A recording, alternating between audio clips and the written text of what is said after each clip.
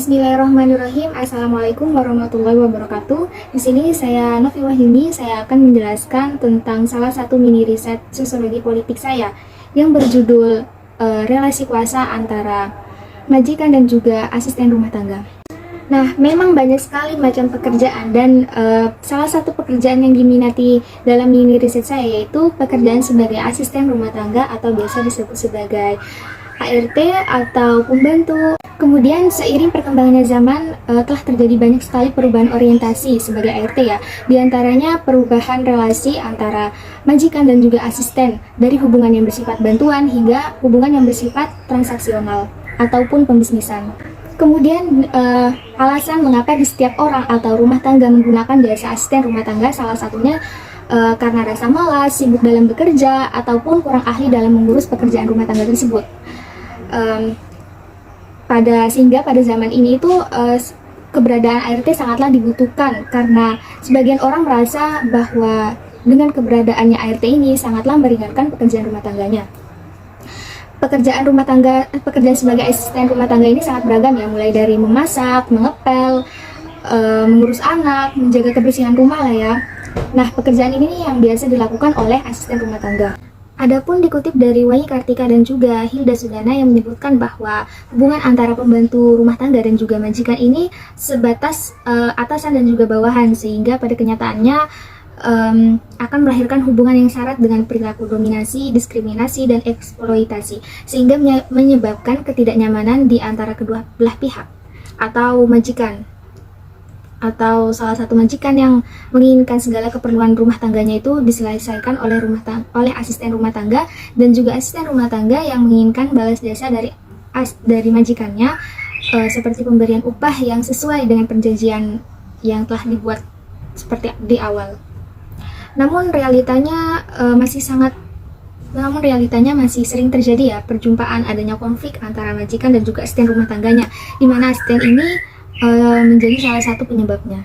Kemudian adapun teori yang saya gunakan di sini yaitu teori struktural fungsionalisme, di mana teori ini menjabarkan bahwa sebuah komunitas itu merupakan organisme yang saling bekerja sama dengan peran yang berbeda untuk mencapai tujuan tertentu, sama halnya dengan asisten dan juga majikan, di mana majikan yang membutuhkan asisten guna mempermudah atau meringankan pekerjaan rumah tangganya, dan juga asisten yang membutuhkan pekerjaan untuk memenuhi kebutuhan hidupnya.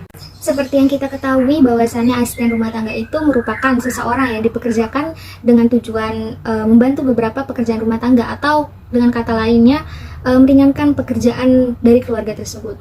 Nah, di sini rata-rata yang menjadi ART itu dari kalangan perempuan dan juga ada dari kalangan laki-laki. Bahasanya motivasi kerja yaitu berorientasi pada pemuasan kebutuhan. Nah, uang pun di sini merupakan salah satu alat pemuasan kebutuhan. Dan di sini pun posisi majikan itu seakan-akan menjadi kelas atas pada poin bahwa ekonomi kapital itu dimiliki olehnya. Sedangkan posisi asisten rumah tangga ini terlebih ketika asisten rumah tangga tidak terikat dalam kontrak profesional, maka memungkinkan posisi ART ini berada pada posisi yang rendah. Nah, jika dikategorikan ke dalam kacamata kelas, maka ART ini termasuk kelas menengah bawah atau bahkan kelas bawah. Nah, kenyataannya pada kelas-kelas tertentu inilah yang lebih unggul atau rendah menjadi hal yang sering ditemukan dalam sebuah tatanan. Nah, semua faktor itulah yang dapat menjadikannya posisi ART itu rendah, sehingga ART itu sangatlah rentan menjadi korban dari waktu ke waktu. Meskipun pekerjaan itu juga menimbulkan permasalahan, namun bekerja sebagai ART ini juga sangatlah dibutuhkan oleh pengguna jasa pekerjaan rumah tangga, dan juga masih menjadi alternatif bagi mereka yang cenderung berasal dari strata ekonomi bawah. Nah, maraknya kasus kekerasan yang menimpa ART ini pada umumnya sering terjadi karena penggunaan kesepakatan lisan antara asisten dan juga majikannya. Nah, sistem kontrak yang diajukan secara lisan ini mengakibatkan hubungan hukum tersebut menjadi samar kontrak, sehingga posisi ART ini menjadi lemah di hadapan majikan dalam proses hukum. Meskipun telah ada Permenaker tentang perlindungan terhadap ART, namun peraturan tersebut tidak merinci hak-hak sebagai pekerja seperti standarisasi upah, pengaturan jam kerja dan juga waktu istirahat, cuti mingguan dan cuti tahunan, hak untuk berkomunikasi dan juga berserikat, serta perjanjian tertulis dan juga bukan lisan. Kurangnya perlindungan ekonomi, sosial, dan teknis juga menjadi kerentanan bagi pekerja rumah tangga jika mengalami tindak kekerasan. Kemudian ada pun posisi tawar-menawar atau berkontrak ya, yang merupakan dasar yang gak kalah penting dalam sebuah relasi yang bersifat transaksional. Nah, melalui posisi tawar-menawar ini maka akan terciptanya batasan dan hak dan juga kewajiban bagi pihak yang berrelasi, sehingga apabila timbul permasalahan akan ada dasar yang kuat dalam penyelesaian masalah tersebut. Ada beberapa karakteristik perlakuan yang dilakukan majikan terhadap asistennya, diantaranya asisten rumah tangga yang memiliki posisi tawar tinggi, maka dia itu diantaranya memiliki gaji yang besar, terus diperlakukan majikan layaknya anggota keluarga majikan sendiri, kemudian berani mengungkapkan ketidaksetujuannya apabila ada peraturan ataupun pekerjaan yang dianggap tidak sesuai dengan kontrak di awal.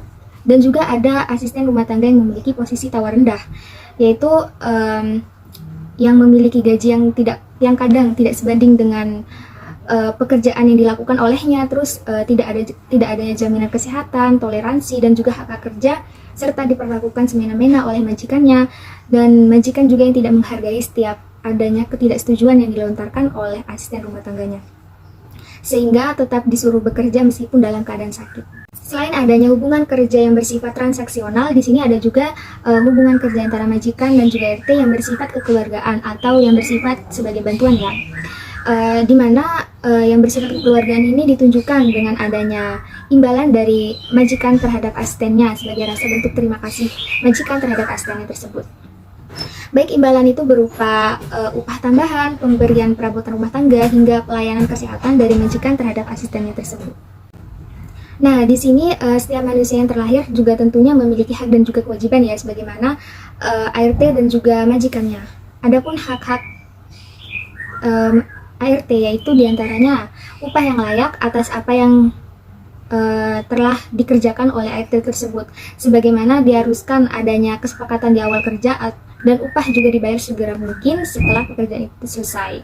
Kemudian yang kedua, yaitu ART berhak juga diperlakukan secara baik dan juga hormat, karena terkadang keberadaan ART ini terlalu memudahkan kita untuk melimpahkan pekerjaan, sekalipun pekerjaan itu yang remeh-temeh ya, termasuk dalam melayani anak, sehingga dalam potensi ini itu membuat anak menjadi kurang mandiri dan juga selalu minta dilayani. Kemudian yang ketiga yaitu hak-hak kerja rumah tangga adalah sebagaimana hak pekerja di sektor lain. Perbedaannya hanya saja terletak pada jenis pekerjaannya semata.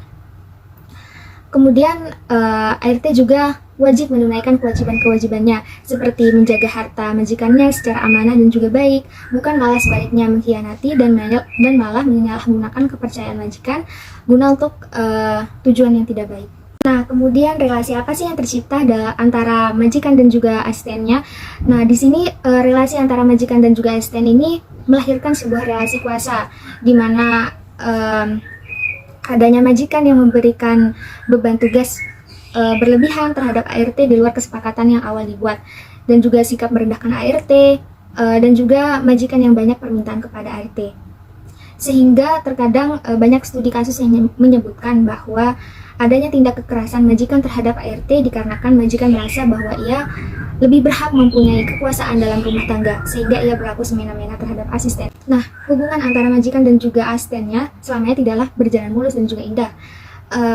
Terkadang kerap kali ART melakukan kesalahan-kesalahan tertentu, diantaranya mengepel kurang bersih, menyapu kurang bersih, menyetrika kurang rapi, atau dengan kata lain tidak becus dalam bekerja, sehingga kesalahan-kesalahan kecil ini sering sekali memicu terjadinya kekesalan, ketidakpuasan, sehingga membuat majikannya marah dan juga kesal.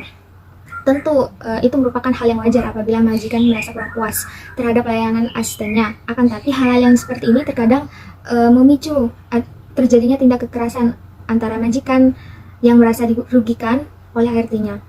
Di sisi lain, pengetahuan masyarakat tentang pengertian majikan dan juga ART itu turut juga menjadi dasar munculnya relasi kuasa di antara keduanya. Nah, pengetahuan tersebut juga yang menciptakan mekanisme yang mampu memberikan pengetahuan mengenai apa yang benar atau salah, yang sesuai atau tidak sesuai, maupun baik ataupun tidak baik. Nah, ketika seseorang menyadari peran dalam relasi yang dilakukan, maka akan menciptakan relasi yang harmonis. Namun, ketika seseorang tidak menyadari peran dalam relasi yang dilakukan, akan menciptakan hubungan asimetris, seperti hubungan atau relasi yang bersifat kuasa. Mungkin itu saja dari saya. Sekian, terima kasih. Wassalamualaikum warahmatullahi wabarakatuh.